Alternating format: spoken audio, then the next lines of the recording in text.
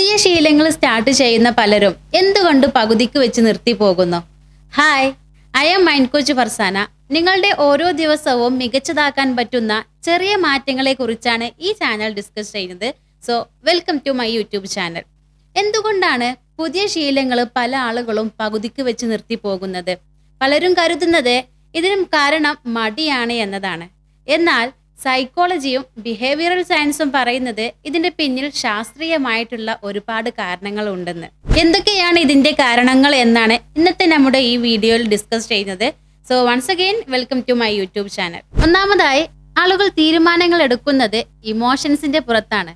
പലരും ഒരു പുതിയ ഹാബിറ്റ് തുടങ്ങുന്നത് വലിയ ആവശ്യത്തോടു കൂടി ആയിരിക്കും. ഒരു പുതിയ ദിവസം, പുതിയ വർഷം, പുതിയ മാസം, ഇങ്ങനെ ഒരു പുതിയ തുടക്കത്തിന്റെ ആവേശത്തിലായിരിക്കും പലരും. എന്നാൽ ഈ ആവേശവും ഉത്സാഹവും പല ദിവസങ്ങളിലും ഇല്ലാത്തതായിട്ട് കാണാം. അതിന് കാരണം തീരുമാനങ്ങൾ എടുക്കുന്നത് ഇമോഷൻസിന്റെ അടിസ്ഥാനത്തിലാണ്. ഇമോഷൻസ് പലപ്പോഴും പലതരത്തിലായിരിക്കാം. ചില ദിവസങ്ങളിൽ നല്ല ഊർജവും നല്ല ഉത്സാഹവും ഉണ്ടായിരിക്കും. എന്നാൽ ചില ദിവസങ്ങളിൽ ഒന്നും ചെയ്യാനേ തോന്നില്ല. അതുകൊണ്ടാണ് വലിയ ഉത്സാഹത്തോടു കൂടി എടുക്കുന്ന പല തീരുമാനങ്ങളും പകുതിക്ക് വെച്ച് സ്റ്റക്ക് ആകുന്നത്. രണ്ടാമത്തേതായി, വളരെ വലിയ മാറ്റം ഒരുമിച്ച് ചെയ്യാൻ ശ്രമിക്കുന്നു. അതായത് പല ആളുകളും ഒരു ഒറ്റ ദിവസം കൊണ്ട് തന്നെ ജീവിതം മുഴുവൻ മാറ്റിയെടുക്കാൻ ശ്രമിക്കും. ഫോർ എക്സാമ്പിൾ, 9 മണിക്ക് എഴുന്നേറ്റിരുന്ന ഒരാൾ അടുത്ത ദിവസം തന്നെ 5 മണിക്ക് എഴുന്നേൽക്കാൻ ശ്രമിക്കുന്നു. പുസ്തകം വായിച്ച് തീരെ ശീലമില്ലാത്ത ഒരാൾ അടുത്ത ദിവസം തന്നെ ഒരു ബുക്ക് മുഴുവൻ വായിച്ചു തീർക്കാൻ ശ്രമിക്കുന്നു. ഇങ്ങനെ ഒരുപാട് കാര്യങ്ങൾ ഒരുമിച്ച് ചെയ്യാൻ ശ്രമിക്കുമ്പോൾ അത് മനസ്സിന് വലിയ ഭാരം തോന്നാം. അതുകൊണ്ട് ചെറിയ കാര്യങ്ങൾ ചെറിയ സമയത്തിനുള്ളിൽ ചെയ്തു തുടങ്ങുക എന്നുള്ളതാണ്. അങ്ങനെ ചെറിയ കാര്യങ്ങളിലൂടെ ഹാബിറ്റുകൾ നേടിയെടുക്കാൻ ഈസി ആയിരിക്കും. മൂന്നാമതായി, നമ്മുടെ ഹാബിറ്റിന് വ്യക്തമായൊരു സൂചനയില്ല. ദാറ്റ് മീൻസ് ഒരു പുതിയ ശീലം ഓർമ്മിക്കാൻ നമ്മുടെ ബ്രെയിനിന് പലപ്പോഴും ഒരു സൂചന ആവശ്യമാണ്. അതായത് ഇപ്പോൾ ഈ ഹാബിറ്റ് ചെയ്യാനുള്ള സമയമായി എന്ന് ബ്രെയിനിന് സൂചിപ്പിക്കുന്ന ഒരു ചെറിയ സംഭവം. ഫോർ എക്സാമ്പിൾ, രാവിലെ എഴുന്നേറ്റ ഉടനെ വെള്ളം കുടിക്കുക, പ്രയറിന് ശേഷം കുറച്ചു സമയം ബുക്ക് വായിക്കുക. ഇങ്ങനെ നിങ്ങൾ ചെയ്തുകൊണ്ടിരുന്ന പഴയ ശീലത്തോട് ഒരു പുതിയ ശീലം കൂട്ടിച്ചേർക്കുക. ഇതിനെയാണ് ഹാബിറ്റ് സ്റ്റോക്കിംഗ് എന്ന് പറയുന്നത്. നാലാമതായി, പെർഫെക്റ്റ് ആവാൻ ശ്രമിക്കുന്നു.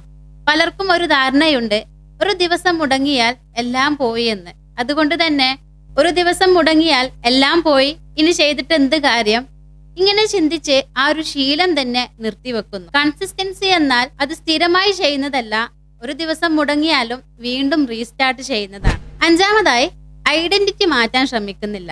പലരും ലക്ഷ്യങ്ങൾ മാത്രം മാറ്റാനാണ് ശ്രമിക്കുന്നത്. എനിക്ക് പുസ്തകം വായിക്കണം, ആരോഗ്യമുള്ള ഒരാളാകണം, ഇങ്ങനെ ചിന്തിക്കുന്നതിന് പകരമായിട്ട് ഞാൻ പുസ്തകം വായിക്കുന്ന ഒരാളാണ്, ആരോഗ്യം ശ്രദ്ധിക്കുന്ന ഒരാളാണ് എന്ന ചിന്തയിലേക്ക് നിങ്ങൾക്ക് മാറാൻ കഴിഞ്ഞാൽ നിങ്ങളുടെ ഹാബിറ്റുകളെ പെട്ടെന്ന് സ്വാധീനിക്കാൻ കഴിയും.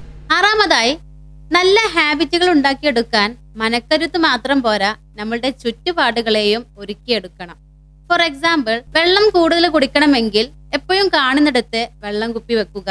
പുസ്തകം വായിക്കല് സ്റ്റാർട്ട് ചെയ്യണമെങ്കിൽ ടാബ്ലറ്റിന്റെ മുകളിൽ എപ്പോഴും ഒരു ബുക്ക് വെക്കുക. ഫോൺ ഉപയോഗം കുറയ്ക്കണമെങ്കിൽ ആവശ്യമില്ലാത്ത നോട്ടിഫിക്കേഷൻസ് ഓഫ് ചെയ്യുക. ഇങ്ങനെ മനസ്സിനെ റെഡിയാക്കുന്നതോടൊപ്പം ചുറ്റുപാടുകളെയും അറേഞ്ച് ചെയ്താൽ നല്ല തീരുമാനങ്ങൾ എടുക്കുന്നത് ഈസി ആയിരിക്കും. അവസാനത്തെ ഏറ്റവും ഇമ്പോർട്ടന്റ് ആയിട്ടുള്ള ഒരു പോയിന്റ് ആണ് പ്രോഗ്രസ് അളക്കുന്നില്ല എന്നുള്ളത്. പലരും ഹാബിറ്റ് നല്ല രീതിയിൽ മുന്നോട്ട് കൊണ്ടുപോകും, നല്ല മാറ്റങ്ങൾ ഉണ്ടായിരിക്കും. പക്ഷെ അവർക്ക് ഉണ്ടായിട്ടുള്ള പ്രോഗ്രസ്സുകൾ നോട്ട് ചെയ്യാനോ അതിൽ അവർ അവെയർ ചെയ്യാനോ കുറച്ചു സമയം അതിന് നന്ദി പറയാനോ ആരും റെഡിയാകുന്നില്ല. നമ്മൾക്ക് ഉണ്ടായിട്ടുള്ള മാറ്റങ്ങളെ കുറിച്ച് നമ്മൾ ബോധവാനായാൽ തന്നെ നമുക്ക് അത് മുന്നോട്ട് കൊണ്ടുപോകാനുള്ള കോൺഫിഡൻസ് കൂടും.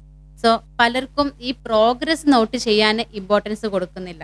ഹാബിറ്റുകൾ പരാജയപ്പെടുന്നത് നിങ്ങൾക്ക് മടി ഉണ്ടായത് കൊണ്ട് മാത്രമല്ല, ശരിയായ രീതിയിൽ തുടങ്ങാത്തത് കൊണ്ടുമാണ്. ഒരു നല്ല സിസ്റ്റം, ചെറിയായ തുടക്കം, സ്ഥിരമായ ശ്രമം, ഇത് ഉണ്ടായാൽ തന്നെ ഒരു ഹാബിറ്റ് ഉണ്ടാക്കിയെടുക്കാൻ വളരെ ഈസിയാണ്. ഇതുപോലെയുള്ള വീഡിയോകൾ ഇനിയും നിങ്ങൾക്ക് പ്രതീക്ഷിക്കാം. സോ ഈ ഒരു കമ്മ്യൂണിറ്റിയിൽ ജോയിൻ ചെയ്യാൻ താല്പര്യമുണ്ടെങ്കിൽ പ്ലീസ് സബ്സ്ക്രൈബ് ആൻഡ് ഷെയർ.